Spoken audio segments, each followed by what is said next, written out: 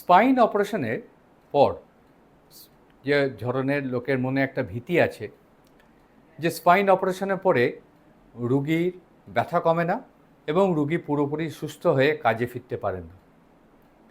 এইটা কিন্তু একেবারে অমূলক ধারণা। Majority of the spine operation যে জন্য করা হয়, যেমন ডিস্ক প্রোল্যাপস বা হাড় সরে যাওয়া বা হাড় ভেঙে যাওয়া, এগুলো থেকে কিন্তু রিকভারি তাড়াতাড়ি হয়, পুরোপুরি হয় যদি চিকিৎসা টাইমে শুরু হয়। কখনো কখনো মেডিকেল চিকিৎসা হয়, কখনো কখনো সার্জিক্যাল চিকিৎসা হয়, কিন্তু দুটো চিকিৎসাতেই পেশেন্টরা ভালো হয়ে ওঠেন এবং ভালো থাকেন। কিন্তু এমন এমন হয় যে হয়তো দেখা গেল যে অপারেশন করা হলো কিন্তু ব্যথা পুরো কমলো না, বা ডিফর্মিটি পুরো ভালো হলো না। ডিফর্মিটি মানে ধরুন পায়ে চলার একটু অসুবিধে, সেটা পুরো ভালো হলো না। এর কয়েকটা কারণ আছে। একটা কারণ হচ্ছে দেরিতে অপারেশন করানো। যত দেরিতে অপারেশন করা হবে তত নার্ভগুলো পার্মানেন্টলি বসে যেতে থাকবে এবং তখন রিকভারি ডিলেড হবে। 2 নম্বর, যত বয়স বেশি হবে পেশেন্টের তত এই রিকভারি পাওয়ারটাও লোকের কমে আসে এবং রিকভারিটা ডিলেড মানে দেরি করে হয় এবং ইনকমপ্লিট মানে পুরোটা নাও হতে পারে।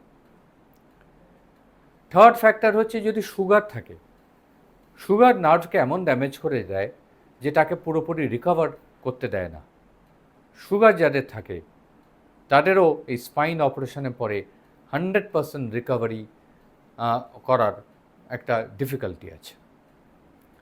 তবে আবার বললাম, কিন্তু মেজরিটি মানে ধরুন 80-90% ভালো হয়ে যায়।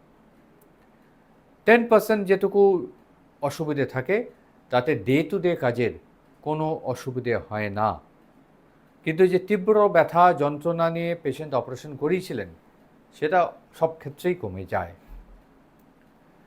আরেকটা জিনিস আমরা দেখি যে ধরুন স্পাইনে একটা লেভেলে ডিস্কের জন্য অপারেশন করা হলো, ধরুন L4 এবং 5 এই দুটো মাঝে যে ডিস্কটা থাকে সেই অপারেশন করা হলো।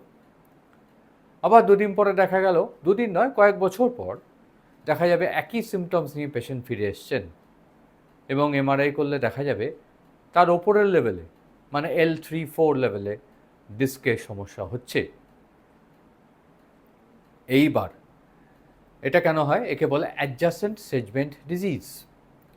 এই অ্যাডজাসেন্ট সেগমেন্ট ডিজিজ হয় কারণ হচ্ছে এই যে ডিস্ক খারাপ হয়ে যাওয়া, বেরিয়ে আসা বা হাড়ের ক্ষয়রোগ, এটা হচ্ছে একটা ডিজেনারেটিভ সমস্যা, মানে একটা ক্ষয়জনিত রোগ যেটা কিন্তু পুরো স্পাইন জুড়ে যাদের হয় তাদের পুরো স্পাইন জুড়ে হয়। তেমন আজকে L4-5 হয়েছে, কালকে L3-4 হবে, পরের দিন L2-3 হবে, এরমভাবে হতে থাকে।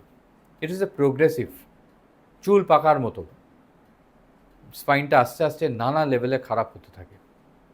এর প্রিভেনশন আছে, সেটা হচ্ছে প্রাইমারি যখন অপারেশন করা হলো যে লেভেলটায়, ধরুন 4 আর 5 আমরা যেরকম কথা বলছি, তারপরে রুগী যদি খুব ভালো করে ব্যায়াম করেন তাহলে ওই অ্যাডজাসেন্ট সেগমেন্টটা ভবিষ্যতে অতটা খারাপ হয় না যাতে অপারেশন করতে হয়।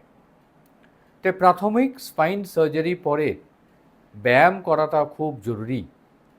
আর spinal surgery without post operative exercises or physiotherapy is bound to fail.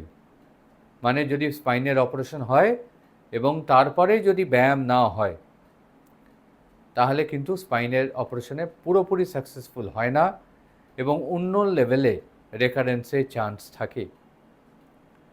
ব্যায়াম অনেক পেশেন্ট করতে চান না, অনেক পেশেন্টের সুযোগ থাকে না ভালো ফিজিওথেরাপিস্ট পাওয়া। এই ক্ষেত্রে আমরা কি করি, বাড়ির একজন লোককে, আত্মীয় স্বজন হোক, কেয়ার গিভার হোক, নিয়ার অ্যান্ড ডিয়ার হোক, কারুকে আমরা শিখিয়ে দিই ব্যায়ামগুলো, ভিডিও করে দিই, চার্ট দিয়ে দিই, ওনাদের করতে বলি এবং আবার বলি যে ওনাদের যে মাসে একবার করে এসে অ্যাটলিস্ট ফিজিওথেরাপিস্টের সঙ্গে কাছে ঘুরে যাবেন। এই জিনিসটা খুব ইম্পর্ট্যান্ট। সো স্পাইনাল সার্জারি পরে ব্যায়ামটা খুব দরকার, খুব কদাচিৎ বছরে একবার একজনের হয়তো আমরা যাদের অপারেশন করি তাদের মধ্যে হয়তো বছরে একজনের এই অ্যাডজাসেন্ট লেভেলের জন্য আবার পুনরায় অপারেশন করতে হয়। তাও পুনরায় অপারেশনও সেফ, পুনরায় অপারেশন থেকেও রিকভারি করা যায়। বা সচেতনতা খুব দরকার যে স্পাইনের জন্য শুধু সার্জারি নয়, শুধু ওষুধ নয়, ওষুধ, সার্জারি আর ফিজিওথেরাপি তিনটেই দরকার।